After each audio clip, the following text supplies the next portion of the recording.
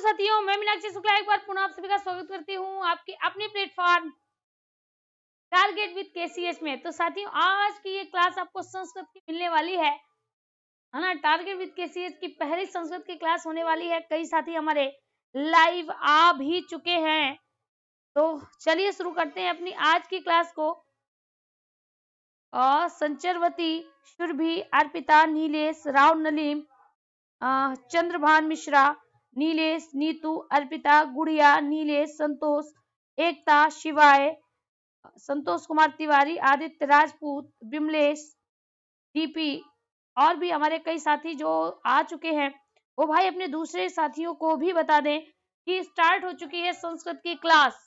अगर आप बेहतर तैयारी करना चाहते हैं हमारे साथ, तो जुड़िए हमारे नए प्लेटफॉर्म पे। तो चलिए देखते हैं आज की क्लास का पहला प्रश्न क्या कहता है।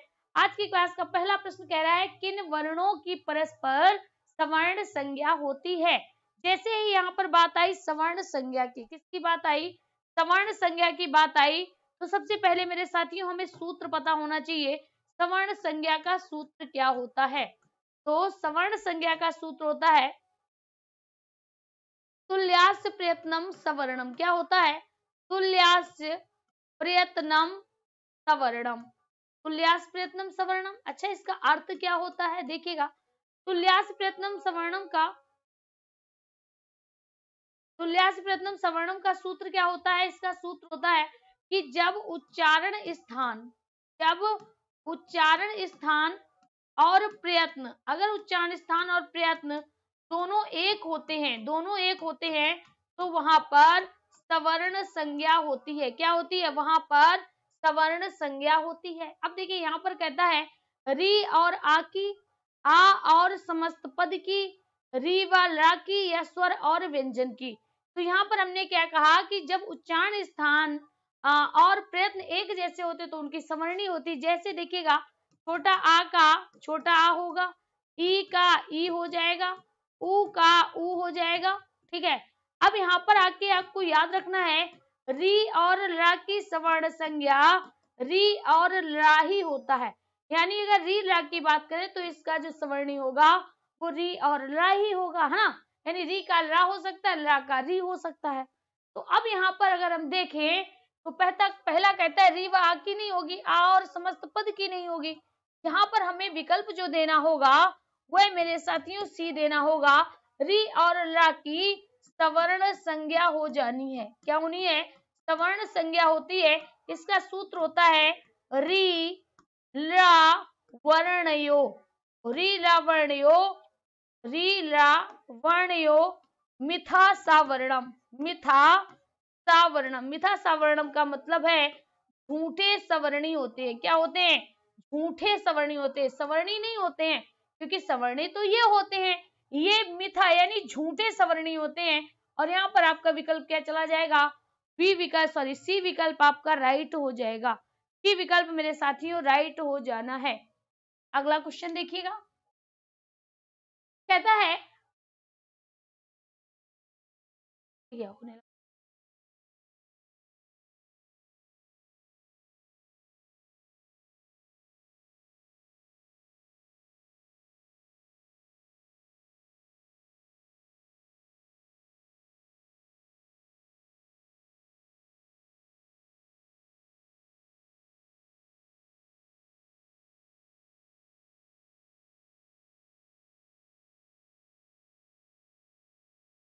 हो गया ना,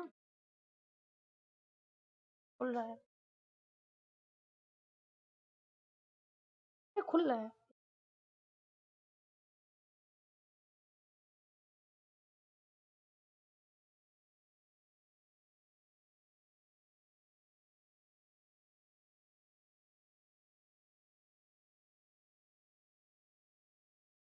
बस 1 मिनट रुक जाइएगा।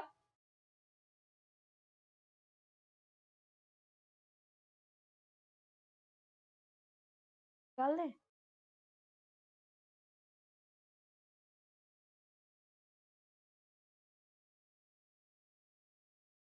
बस 1 मिनट रुकिएगा बेटा।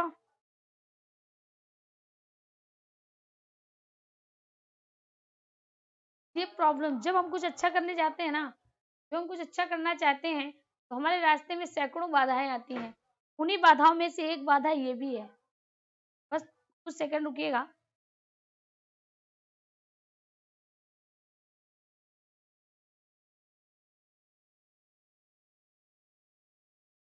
चलिए तो देखिएगा, जो अभी हम आपको जो करा रहे थे, यानी संस्कृत की जो टेस्ट सीरीज हम आपको करा रहे थे, है ना।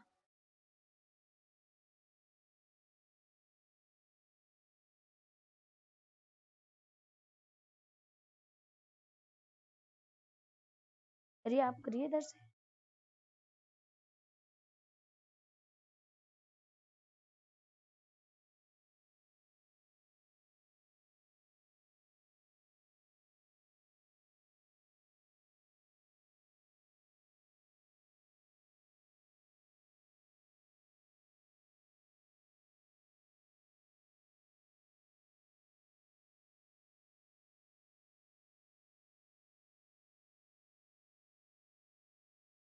ये तुम लोगों का सौभाग्य है। यहाँ से तुम लोग ये कह सकते हो कि अब तुम लोग सफलता के बहुत अधिक निकट आ चुके हो।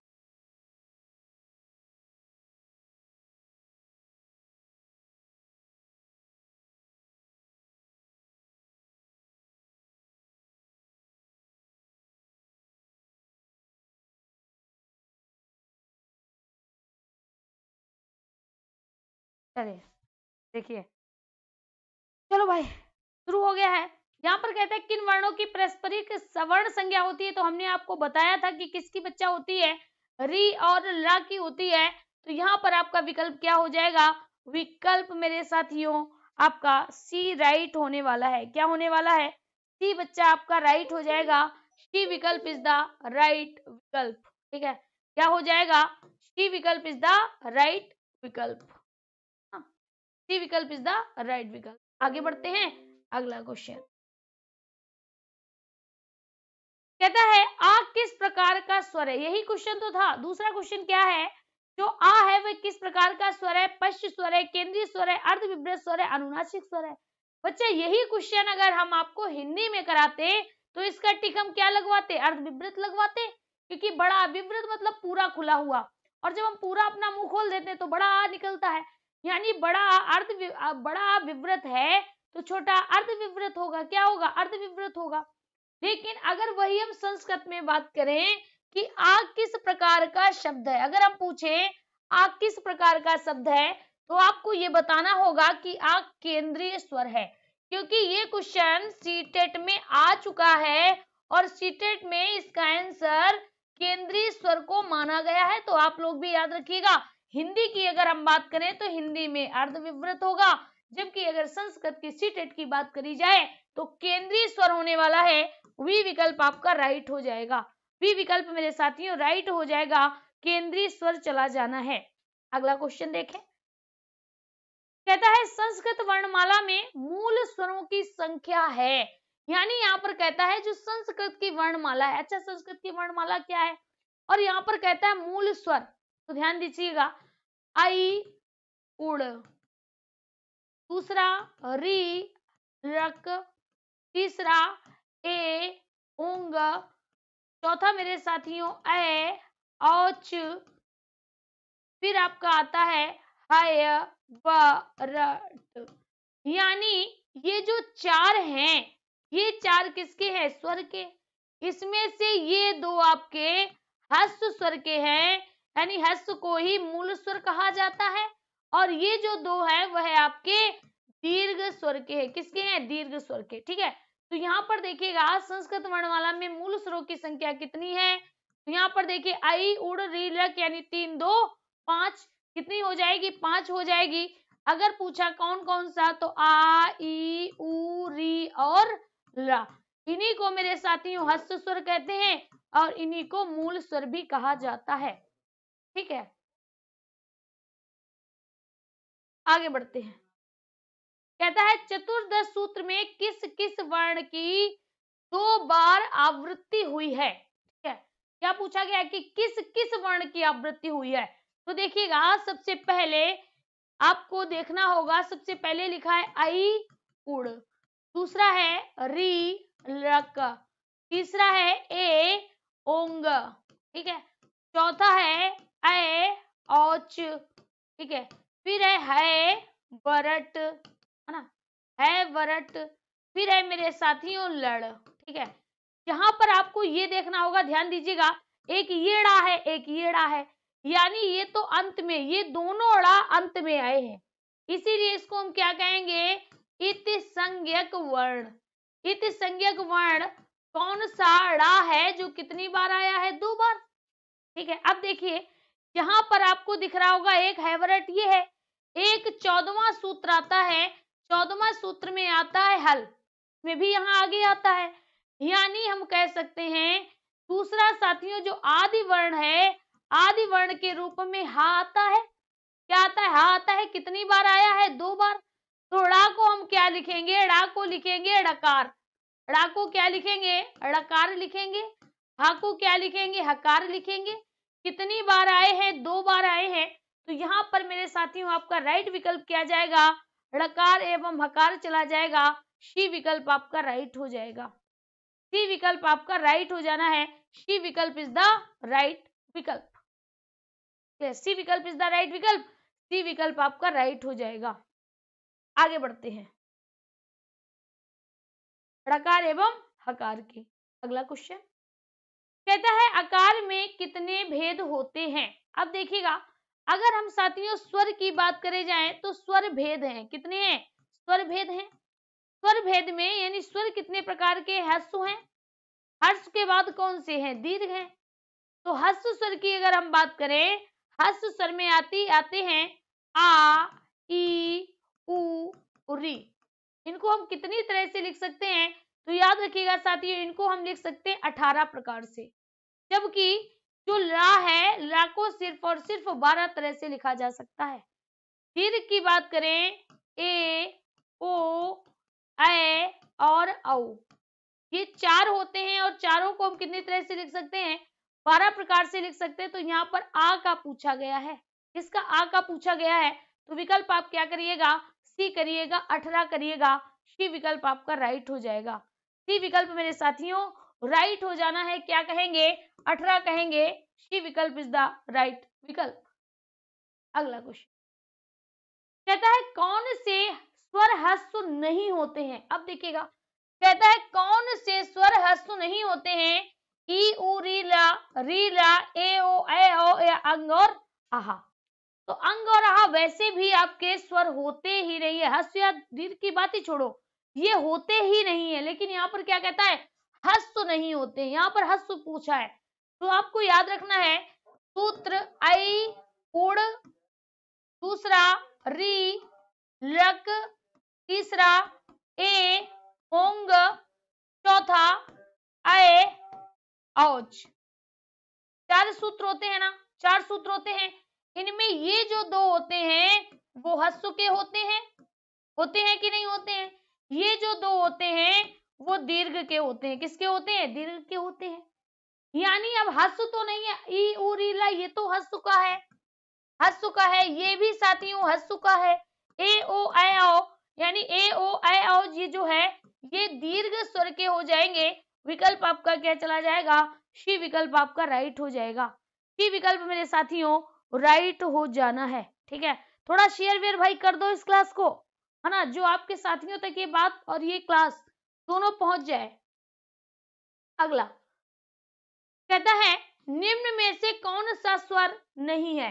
अब देखिए स्वर की बात करें तो आ है, ई है, री है, ये ला नहीं है। अगर मेरे साथियों इसकी जगह पर ये ला होता तो ये होता, ये नहीं होगा, क्यों, क्योंकि ये तो हमारा व्यंजन है। कैसा व्यंजन है, तो ये तो अंतःस्थ में आता है, अंतःस्थ में आता है, जिसका सूत्र होता है, जिसको हम यड़ प्रत्याहार में बोलते हैं या, रा, ला और वा। ये 4 वर्ण जो होते हैं वो अंतःस्थ के होते हैं। अगला क्वेश्चन कहता है निम्नांकित में कौन प्रत्याहार सबसे अधिक वर्णों को परिगणित करता है। यानी आपसे पूछ रहा है कौन सा प्रत्याहार ऐसा है, कौन सा प्रत्याहार ऐसा है जिसमें सबसे अधिक वर्ण हैं। अब देखिए अच की बात करें तो 9 है, क्योंकि स्वर का है, अच स्वर का है, हो गए। अब यर की बात करें तो देखिएगा यहाँ पर अगर मेरे साथियों यर की बात की जाए यानी हैवरट के या से शुरू हुआ, या रा ला वा चा, सॉरी या रा ला वा, फिर पांचवें वर्ण आएंगे, पांचवें वर्ण में मतलब यमंगड़नम, फिर चौथे वर्ण आएंगे झवंग घड़दस जबगड़दस, ख फ छ ठ त चट तब कपया, यानी दूसरे भी आ जाएंगे पहले भी आ जाएंगे, चा ख स र, यही तो आएगा। यानी चार वर्ण ये, पांच पांच 10 पंद्या पंद्रह पंचकु 20 पचम 25, यानी 25 वर्ण तो ये हो गए और 3 ये हो गए, तो 25 और 4 29 30 तो 32। देखिए 32 तो हो रहे होंगे, 4 5 4 9 10 11 12 2 हाथ से लगा 1, 32 हो गए। अब अश की बात करते हैं, अश में क्या आएंगे, सभी स्वर आ जाएंगे, स्वर आ जाएगा। इसके अलावा हा या वा रा ट लड़, है ना, फिर पांचवें वर्ण आएंगे, चौथे वर्ण आएंगे और तीसरे वर्ण आएंगे। यानी देखिएगा स्वर कितने होते हैं, 9 होते हैं, 9 10 11 12 13 14, 14 और 15, 14 14 28 1 29 हो जाएंगे, है ना, 9 10 11 12 13 14 ये हो गए, 14 और 5 5 10 5 दिया 15, तो 15 और 14 कितने हो जाएंगे, 29 ही तो हो जाएंगे। अब जस की बात करो इसमें तो 5 वर्ण आते हैं, जब गण 10, विकल्प आपका कौन सा जाएगा, यर चला जाएगा, वी विकल्प मेरे साथियों एकदम राइट हो जाएगा, वी विकल्प आपका राइट हो जाएगा, यर प्रत्याहार हो जाएगा। अगला क्वेश्चन कहता है ओकार का उच्चारण स्थान, कई बार बताया है, जैसे ही पूछा गया ओकार, ओकार का मतलब क्या है, ओ दो वर्णों से मिलकर बना है, आ प्लस उ से, ठीक है। अब देखिएगा आ ई री ला उ, ठीक है, के टी एम डी ओ, इसका उच्चारण स्थान ओ फॉर ओस्ट हो जाएगा, आ का के फॉर कंठ हो जाएगा, तो यहाँ पर क्या हो जाएगा, के प्लस ओ क्या हो जाना है, कंठोष्ठ हो जाएगा, क्या हो जाएगा, कंठोष्ठ हो जाएगा। विकल्प आपका क्या हो जाएगा, डी विकल्प आपका राइट हो जाएगा, डी विकल्प आपका राइट हो जाएगा। अगला क्वेश्चन, ऊष्म वर्ण नहीं है, तो जैसे ही आपने सुना ऊष्म वर्ण की बात हुई, ऊष्म वर्ण को क्या कहते हैं, सलो ऊष्माणाम, क्या कहते हैं, सलो ऊष्माणाम। यानी यहाँ पर ये कहता है सल प्रत्याहार, क्या कहता है, सल प्रत्याहार में कौन कौन से आते हैं, शा हा शा हा, ठीक है, यही तो आते हैं। इनमें क्या होती है, ऊष्म वर्ण कहे जाते हैं, जिनकी संख्या कितनी होती है, 4 वर्ण होते हैं। कौन सा नहीं होता है, डी नहीं होता है, रा विकल्प आपका राइट हो जाएगा। फिर कहता है ऊष्म वर्ण नहीं है तो कौन सा नहीं है, रा नहीं होगा। अगला प्रश्न कहता है स्पर्श व्यंजन नहीं है, का पा उ और या और टा, तो देखिएगा कहता है स्पर्श व्यंजन, स्पर्श व्यंजन, स्पर्श का मतलब होता है छूना, इसमें जीभ मुंह के अलग भागों को स्पर्श करती है, जीभ मुंह के अलग अलग भागों को स्पर्श करती है, ठीक है। अब स्पर्श व्यंजन का सूत्र क्या होता है, कादियो मां वसाना, कादियो मां वसाना, यानी इसका अर्थ है का से लेकर मां तक बसने वाले, का से लेकर मां तक बसने वाले जो भी वर्ण होंगे वह क्या होंगे, स्पर्श वर्ण हो जाएंगे। तो देखिए का होगा, पा होगा, टा होगा या नहीं होगा, क्यों, यहाँ पर का से लेकर मां तक की बात की गई, तो का वर्ग आएगा, जिसका वर्ण का होगा, का वर्ग होगा, चा वर्ग होगा, टा वर्ग होगा, ता वर्ग होगा और पा वर्ग हो जाएगा। यानी कितने वर्ग हो, 1 2 3 4 और 5, 5 वर्ग हो जाएंगे। तो यहाँ पर कौन सा नहीं होगा, या नहीं होगा, क्योंकि या अंतःस्थ हो जाना है, अंतःस्थ हो जाएगा, ठीक है। बात समझ में आ गई, आगे बढ़ते हैं। अगर पूछा जाए टोटल कितने वर्ण होते हैं, तो 25 वर्ण होते हैं, टोटल कितने वर्ण, 25 होते हैं। अगला अगला प्रश्न जल्दी से बताइए, कहता है किस वर्ग का उच्चारण स्थान दंतोष्ठ होता है। यानी यहाँ पर पूछ रहा है कौन सा ऐसा वर्ग है जिसका उच्चारण स्थान दंत और ओष्ठ होता है।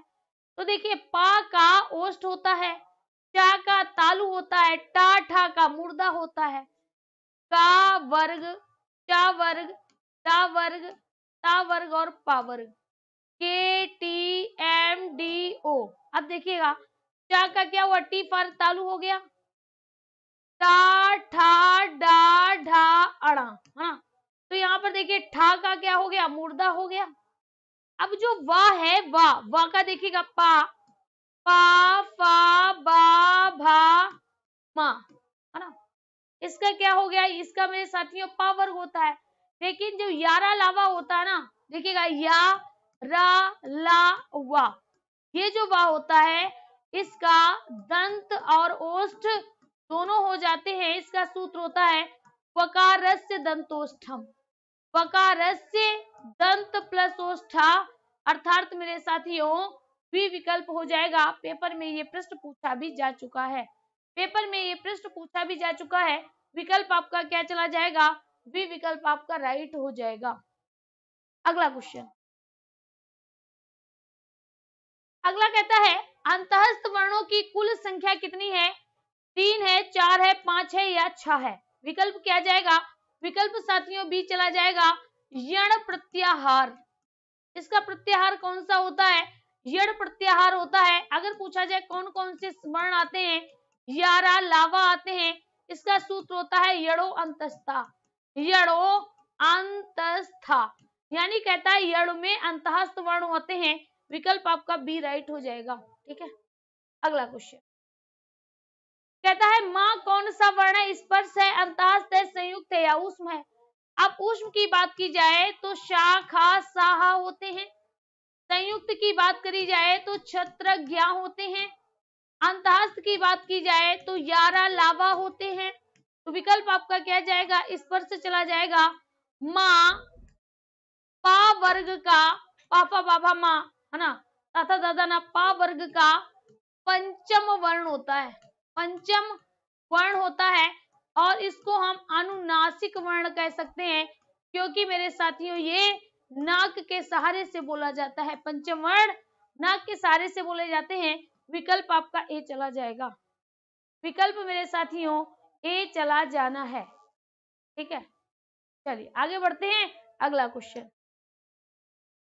कहता है निम्न में से कौन संयुक्त व्यंजन है, खा है, ज्ञा है, झा है और बा है। तो देखिए खा हमारा का वर्ग का है, कंठ से बोला जाता है। चा वर्ग का है, चा छा जा झा, है ना, चा वर्ग का है, तालु से बोला जाता है। पा वर्ग का है, पा फा बा भा, है ना, पा वर्ग ओठ से बोला जाता है। जो घ्या है, घ्या साथियों संयुक्त वर्ण है। क्या आपका संयुक्त वर्ण है, चा प्लस वहां से मिलकर बनता है। किससे मिलकर बनता है, चा प्लस वहां दो वर्णों से मिलकर बनता है। बी विकल्प आपका राइट हो जाएगा। क्या हो जाना है, क्या हो जाना है, क्या हो जाएगा, बी विकल्प आपका राइट हो जाएगा।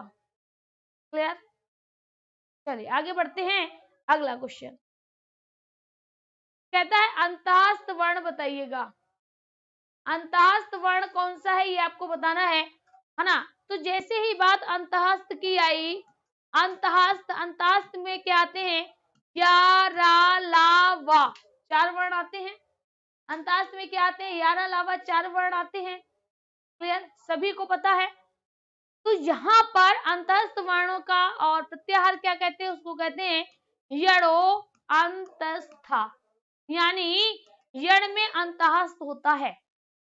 कितने वर्ण होते हैं, चार होते हैं, यहाँ पर लिखा है। विकल्प आपका क्या जाएगा, सी चला जाएगा। क्या जाएगा, सी विकल्प आपका राइट हो जाएगा। अगला क्वेश्चन कहता है छा मिलकर बना होता है। जो छा वर्ण है वो किससे मिलकर बना होता है, तो देखिएगा छा वर्ण दो वर्णों से मिलकर बना होता है। का प्लस खा, है ना, दो वर्णों से मिलकर बनते हैं। और जो भी दो वर्णों से मिलकर बनते हैं वो क्या कहते हैं, संयुक्त व्यंजन कहलाते हैं। संयुक्त व्यंजन कहलाते हैं। तो छा हमारा संयुक्त व्यंजन है, तो दो वर्णों से मिलकर बना है। का प्लस खा के योग से बना है। विकल्प आपका ए राइट हो जाएगा। विकल्प मेरे साथियों ए राइट हो जाएगा, का प्लस खा चला जाना है, का प्लस खा हो जाएगा। अगला क्वेश्चन कहता है माहेश्वर सूत्र में कौन से वर्ण सूत्रांत में 2 बार प्रयोग हुआ है। पहला क्वेश्चन अभी हमने यही कराया था, जिसमें हमने आपसे कहा था 2 वर्ण ऐसे हैं जिनका 2 बार प्रयोग किया गया, 2 वर्ण ऐसे हैं जिनका 2 बार प्रयोग किया गया। एक तो ऐसा वर्ण कौन सा है, ड़ा है, जो कि इत संज्ञक है, और जो इत संज्ञक वर्ण होते हैं वो सूत्र में सबसे बाद में आते हैं, सूत्र में सबसे बाद में आते हैं, इसीलिए इनको इत संज्ञक वर्ण भी कहते हैं। क्या कहते हैं, इत संज्ञक वर्ण कहते हैं। दूसरा साथियों कौन सा है, दूसरा है हा। हा भी हा हमारे सूत्र के प्रारंभ में आता है, और ये भी 2 बार आया है। कितनी बार आया है, 2 बार आया है। अब यहां पर देखिएगा, यहां पर पूछ रहा है, सूत्रांत की बात कर रहा है, सूत्रांत का मतलब क्या है, इति संज्ञक वर्ण पूछ रहा है। इति संज्ञक वर्ण पूछ रहा है तो ला नहीं होगा, चा नहीं होगा, सा नहीं होगा, ड़ा हो जाएगा। ड़ा विकल्प आपका राइट हो जाएगा। ड़ा वर्ण मेरे साथियों किससे बोला जाता है, तो याद रखिएगा, याद रखिएगा। आगे बढ़ते हैं, कहता है पीतांबरम कर्मधारय का विग्रह। 2 से 3 बार इसको हम करवा चुके हैं समास विग्रह को, और बार बार उसी प्रश्न को रिपीट इसलिए करते हैं ताकि वह आपके मस्तिष्क पटल पर अंकित हो जाए।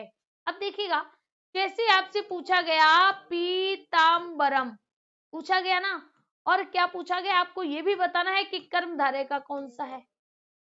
चलिए हम दोनों बताते हैं। सबसे पहले पीतम चा तत् अंबरम, यानी इसका मतलब क्या होगा, पीला है जो वस्त्र, पीला है जो वस्त्र, यानी वस्त्र की विशेषता है कि पीला है, रंग है, अर्थात यहाँ पर कर्मधारय हो जाएगा।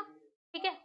दूसरा देखिएगा, अगर हम बात करें तो इसको क्या कहा जाएगा, पीतम अंबरम यस्य सा, पीतम अंबरम यस्य सा, यानी पीले हैं वस्त्र जिसके वह, सा मतलब वह, पीला है वस्त्र जिसका, अर्थात वह कौन है, भगवान विष्णु है। और भगवान विष्णु के होने के कारण यहाँ पर मेरे साथियों बहुब्रीहि समास हो जाएगा। क्या होगा, बहुब्रीहि हो जाएगा। कर्मधारय का पूछा है, पीतम चा तत् अंबरम लिखा है कहीं, हाँ ये लिखा, तो यहाँ पर हमारा कर्म होगा और यहाँ पर बहुब्रीहि हो जाएगी, क्योंकि सा पूछा है वह, यानी किसी व्यक्ति को पूछ रहा है। ए विकल्प आपका राइट हो जाएगा। ए विकल्प मेरे साथियों राइट हो जाना है। ठीक है, आप लोग एक बार वीडियो को शेयर कर दें ताकि आपके साथियों को भी ये क्लास आसानी से प्रोवाइड हो जाए। हाँ, समझ में आया। चलिए आगे बढ़े। अगला क्वेश्चन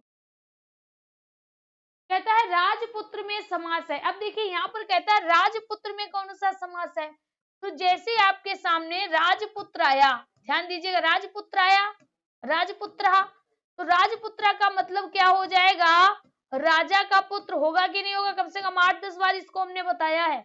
और जैसे इसका समास विग्रह पूछा गया तो आपको क्या पता है, राजा का, यानी राजा में षष्ठी विभक्ति होगी, राज्ञा हो जाएगा, पुत्र का पुत्रा हो जाएगा, और इसमें षष्ठी तत्पुरुष हो जानी है। क्या होगी, षष्ठी तत्पुरुष हो जाएगा। विकल्प आपका क्या हो जाएगा, बी डी हो जाएगा। आगे बढ़ते कहता है राम शब्द का तृतीय एक वचन रूप बताइएगा। राम शब्द का तृतीय एक वचन बताइएगा। तो देखिए रामा रामू रामा, रामम रामो रामान, रामेण, यानी तृतीया में क्या आएगा, रामेण, तृतीय एक वचन, तृतीय एक वचन रामेण रामाभ्याम रामई, और ये साथियों तृतीय बहुवचन हो जाएगा। रामा प्रथमा एक वचन होगा, रामा रामू रामा, रामम रामो रामान, ये साथियों द्वितीय द्विवचन हो जाएगा, द्वितीय द्विवचन हो जाएगा। ठीक है। अगला कहता है आज्ञार्थक के प्रयोग में होता है, आज्ञा, आज्ञा। हमने आपसे क्या कहा था, याद करिएगा, हमने दो चीजें आपको बताई थी कि अगर कोई आपको आज्ञा दे, अगर कोई आपको आज्ञा दे तो आपको क्या याद रखना है, आपको याद रखना है तू ताम का अंत करो वरना लौट जाएंगे। तू ताम का अंत करो वरना लौट जाएंगे। तू ताम अंतु, लोट लकार आज्ञा के अर्थ में। कहता है लिट लकार होगा नहीं, क्योंकि भविष्य काल होगा। लट लकार की बात करें तो वर्तमान काल होगा। लोट लकार की बात कर रहा है ना तो आज्ञार्थक हो जाएगा, आज्ञार्थक हो जाएगा। और अगर मेरे साथियों लंग लकार की बात करें तो भविष्य काल हो जाएगा, क्या सॉरी भूतकाल हो जाएगा। क्या होगा, भूतकाल हो जाएगा। यहां पर आपका विकल्प सी चला जाएगा, यहां पर आपका विकल्प सी चला जाएगा।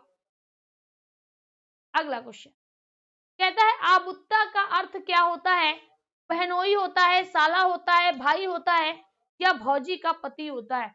जो भौजी का पति होगा ना वो भाई होगा, जो भौजी का पति होगा वो भाई होगा, यानी उसको साथियों भात्र कहेंगे। क्या कहेंगे, भात्र कहेंगे। भात्र मतलब भाई। यहाँ पर भाई भाई तो होगा नहीं। अब साला, साला को क्या कहा गया, श्याला कहा गया। शाला को क्या कहा गया, श्याल कहा गया। अब बहनोई की बात करें तो साथियों बहनोई मतलब बहन का पति, बहन का पति, यानी बहन के पति को क्या कहेंगे, भगनी पति कहेंगे। क्या कहेंगे, भगनी पति कहेंगे। बहन का पति भगनी पति हो गया। दूसरा साथियों उसको हम आबुत्ता भी कहेंगे। क्या कहेंगे, आबुत्ता कहेंगे, क्योंकि बहनोई मतलब जीजा। आकर बुत्त बनाए भाई बैठा रहता है, कुछ कह दो तो भड़क जाता है ना, तो उसको कहते हैं आबुत्ता यानी बहनोई। तो यहाँ पर विकल्प आपका याद रखिएगा ए चला जाएगा, बहनोई हो जाएगा। क्या होगा, बहनोई हो जाना है। अगला क्वेश्चन कहता है गांठ का संस्कृत होगा गलगंड, ग्रंथि, मूक, खलवाटा। खलवाटे को क्या कहते हैं, खलवाटा मतलब होता है गंजा, मूक मतलब होता है गूंगा, ग्रंथि का मतलब होता है गांठ, और गलगंड का मतलब होता है गले में, गले में गांठ, गले में गांठ, यानी गले में गांठ को क्या बोलते हैं, घेंगा बोलते हैं। तो यहाँ पर आपका विकल्प क्या जाएगा, बी चला जाएगा, ग्रंथि हो जाएगा। अगला कहता है तुभ्यम मिष्ठानम न रोचते, काव्य के तुभ्यम में किस विभक्ति का प्रयोग हुआ है। अब ध्यान से मेरी बात सुनना। तुभ्यम, तुभ्यम मतलब तुमको, मिष्ठानम मतलब मिठाई, ना मतलब नहीं, रोचते मतलब रुचिकर है। तुम्हें मिठाई रुचिकर नहीं है, तुम्हें मिठाई प्रिय नहीं है। कहता है इसमें किसका प्रयोग हुआ है, चतुर्थी का, पंचमी का, तृतीया का, या षष्ठी का। तो साथियों जैसे ही हमने ये बात सुनी तो हमें क्या पता चला कि यहाँ पर कहता है ना रोचते, यानी रुचिकर की बात कर रहा है, और रुचिकर की बात कर रहा है तो इसका मतलब चतुर्थी विभक्ति होगी। कैसे, सूत्र आता है, सूत्र कहता है, देखिएगा एक सूत्र आता है, वो सूत्र कहता है रुचि अर्थानाम, रुचि अर्थानाम प्रियमाणा। अच्छा ये कहता क्या है रुचि अर्थानाम प्रियमाणा, रुचि अर्थानाम प्रियमाणा कहता है रुचि के अर्थ में और प्रिय के योग में, रुचि के योग में और प्रिय के योग में चतुर्थी विभक्ति का प्रयोग होता है। तो यहाँ पर भी चतुर्थी हो जाएगी। ए विकल्प को टिक लगा दीजिए, ए विकल्प आपका राइट हो जाएगा। क्या हो जाएगा, तब आप कहेंगे चतुर्थी विभक्ति हो जाना है। साथियों ए विकल्प आपका राइट होगा, ए विकल्प आपका राइट हो जाएगा। अगला प्रश्न कहता है विचलित शब्द में जुड़ा उपसर्ग और धातु बताइएगा। क्या कहता है, विचलित में शब्द में जुड़ा उपसर्ग और धातु बताइएगा।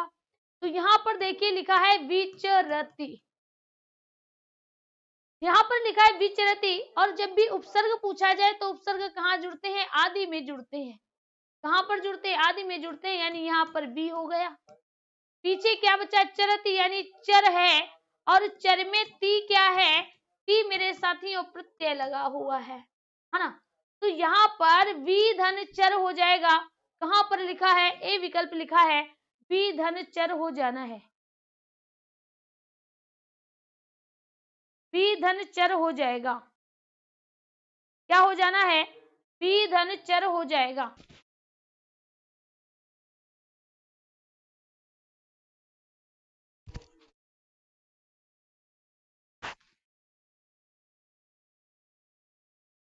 तो यहाँ पर साथियों क्या हो जाना है, विचरित शब्द में जुड़ा उपसर्ग और धातु कौन सी होगी, तो बी आपका उपसर्ग हो जाएगा और चर आपकी धातु होगी, क्या हो जाएगा, विचरती हो जाएगा। क्या हो जाएगा, विचरती हो जाएगा। अगला क्वेश्चन कहते हैं जिह्वा मूली वर्ण अस्ति, यानी यहाँ पर आपसे पूछ रहा है जिह्वा मूली वर्ण। देखिएगा यहाँ पर क्या कहता है, जिह्वा, जिह्वा का मतलब क्या होता है, जीव कहता है। क्या कहता है, जीव कहता है। और मूली का अर्थ क्या होता है, मूली खाने वाली मूली नहीं है, मूली मतलब मूल भाग से। तो जीव के मूल भाग से बोले जाने वाले वर्ण क्या कहलाते हैं, जिह्वा मूली कहलाते हैं। क्या कहलाते हैं, जिह्वा मूली कहलाते हैं। अब इन जिह्वा मूली वर्णों में दो वर्ण आपके मूल रूप से आते हैं। कौन कौन से, एक तो आपका है का और उसके आगे ये निशान लगा होता है, दूसरा आता है खा, उसके आगे ये निशान लगा होता है। तो ये दो वर्ण जो होते हैं वो क्या कहलाते हैं, जिह्वा मूली कहलाते हैं, जीव के मूल भाग से बोले जाते हैं। इनको मेरे साथियों अर्ध विसर्ग भी कहा जाता है। क्या कहते हैं, अर्ध विसर्ग भी कहते हैं। तो यहाँ पर कहता है टा होगा, नहीं होगा, पा होगा, नहीं होगा, ला होगा, नहीं होगा, क्या होगा, का। याद रखिएगा पा और फा, है ना, के भी आगे इस तरह से मात्रा लग जाती है तो ये क्या बन जाते हैं, उपधमानीय बन जाते हैं। क्या बन जाते हैं, उपधमानीय बन जाते हैं। क्या बनते हैं मेरे साथियों, उपधमानी बन जाते हैं। विकल्प आपका क्या हो जाएगा, विकल्प आपका डी चला जाएगा, का हो जाएगा। जिह्वा मूली में का और खा दो वर्ण आते हैं, का और खा दो वर्ण आते हैं। अगला प्रश्न जल्दी से बताइएगा, कहते हैं वे पुस्तक पढ़ते हैं का अनुवाद होगा। यहाँ पर कह रहा है वे पुस्तक पढ़ते हैं का अनुवाद होगा। यहाँ पर हम लिख लेते हैं क्या वे पुस्तक पढ़ते हैं। अब ध्यान से देखना, जो वे है तो यहाँ पर हम क्या कहते हैं, सा तऊ ते, ठीक है। सा का मतलब से, सा का मतलब वह दोनों, वह सब, वह सब हो जाएगा। ये साथियों प्रथम पुरुष में होगा। प्रथम पुरुष एक वचन, द्विवचन, बहुवचन, ठीक है, ये प्रथम पुरुष बहुवचन होगा। तो यहाँ पर वे के लिए क्या आएगा, ते आएगा। पुस्तक के लिए पुस्तकम आएगा। अब क्या लिखा है, पढ़ते हैं। क्या लिखा है, पढ़ते हैं। तो अगर एक व्यक्ति होता तो ती लगा होता, दो व्यक्ति होते तो ता लगा होता। पढ़ते हैं मतलब बहुत से हैं तो क्या लगा होगा, अंति लगा होगा। क्या लगा होगा, अंति लगा होगा। यहाँ पर आपका क्या हो जाएगा, पठंती हो जाएगा। क्या हो जाएगा, पठंती हो जाएगा। ते पुस्तकम पठंती, क्या हो जाएगा, ते पुस्तकम पठंती हो जाएगा। विकल्प मेरे साथियों बी चला जाएगा। क्या चला जाएगा, बी चला जाएगा। ते पुस्तकम पठंती हो जाएगा। ते पुस्तकम पठंती हो जाना है। बहुत बढ़िया, बहुत बढ़िया। ये देखो सभी के आंसर बिल्कुल सही आ रहे हैं। ते पुस्तकम पठन, संचारवती, विशाल कुमार, नवनीत, नवनीत आपने सात ते पठंती कर दिया, इसका मतलब क्या है। कृष्णा तिवारी कहती है बी है, बहुत बढ़िया। अतुल पंडित बी, बहुत बढ़िया। शांति का बी, सुरभि का बी, भाई सभी का बी भी आ रहा है। चलो भाई ये वाले को ढूंढते हैं जिसने अपना आंसर ए में दिया हो। किसी ने नहीं दिया, कहां से ढूंढ के लाए।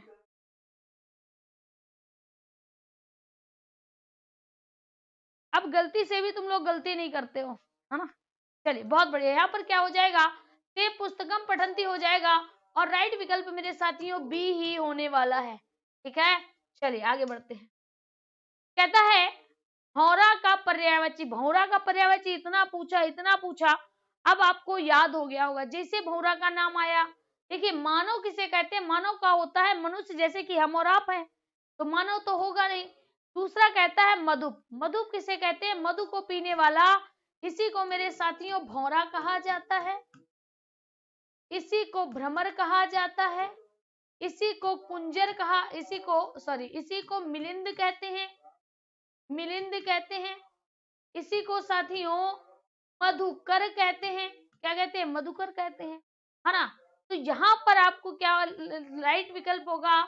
बी होगा। कहता है मधुप, मधु को पा, मधु का पान करने वाला, मधु को पीने वाला, मधु मतलब शहद। तो यहाँ पर आपका क्या हो जाएगा? बी हो जाएगा। धात्री कहते हैं माता को और विप्र कहते हैं ब्राह्मण को। यहाँ पर आपका विकल्प क्या हो जाना है? बी चला जाएगा, मधुप हो जाएगा। क्या होगा मेरे साथियों? मधुप हो जाएगा। कोई बात नहीं रंजू जी, देर आए दुरुस्त आए, लेकिन अब आप इस चैनल को भी सब्सक्राइब कर ले, यहाँ पर आपको क्लास मिलेगी। ठीक है, अगला कहता है स्वर्णवती हिंदी संख्या का बोधक है। अब देखिएगा, यहाँ पर हमने आपको क्या कहा? स्वर्णवती। ठीक है, अब देखिएगा, जैसे आपने स्वर्णवती देखी, यानी ये ड़ा पंचम वर्ण है, तो यहाँ पर टा होगा, तभी तो पंचम वर्ण बना होगा। सठ हो गया। अब यहाँ पर क्या है? ड़वती। अब ड़वती तो होता नहीं है। शर्त क्या होती है कि अगर री रा खा, क्या कहते हैं? अगर री रा खा का मेल ना से होता है तो ये ना का अड़ा हो जाता है, यानी यहाँ पर ड़ा ना होकर नवती रहा होगा, है ना। तो इसका क्या हो गया? सठ। सठ का अर्थ क्या होता है? सठ का अर्थ होता है 6 और नवती का अर्थ होता है 90। 90 और 6 कितने होते हैं? 96 हो जाते हैं। 96 हो जाते हैं। विकल्प आपका क्या हो जाएगा? सी हो जाएगा। क्या हो जाएगा? सी हो जाएगा। तो 96 को मेरे साथियों क्या कहते हैं? 96 को सठ नवती कहते हैं, सड़वती कहते हैं। विकल्प आपका क्या हो जाएगा? सी विकल्प इज द राइट विकल्प। सी विकल्प इज द राइट विकल्प। आगे बढ़ते हैं। तो साथियों, आज की क्लास में प्रश्नों की श्रृंखला यहीं तक थी। और आप सभी लोग देखिए, आप सपोर्ट करिए थोड़ा अपने साथियों को संस्कृत की क्लास के विषय में बताएं, क्योंकि कई लोग ऐसे होंगे जिसको संस्कृत की क्लास यहाँ पर नहीं मिलेगी, क्योंकि कई लोग इसमें ऐसे भी होंगे जो पहले इस चैनल को नहीं जानते होंगे। तो मेरे साथियों, अगर आप इस चैनल से जुड़े हैं तो अपने साथियों को भी बताएं कि यहाँ पर संस्कृत क्लास स्टार्ट हो चुकी है, जिससे उनकी प्रैक्टिस ना छूट पाए। जो हम आपके लिए कर रहे हैं वो बेहतर कर पाए, इसके लिए आपको भी थोड़ा स्ट्रगल करना होगा, थोड़ी मेहनत करनी होगी, अपने परिवार में लोगों को जोड़ना होगा। तो आप सभी के लिए सहयोग के लिए बहुत बहुत धन्यवाद। Thank you.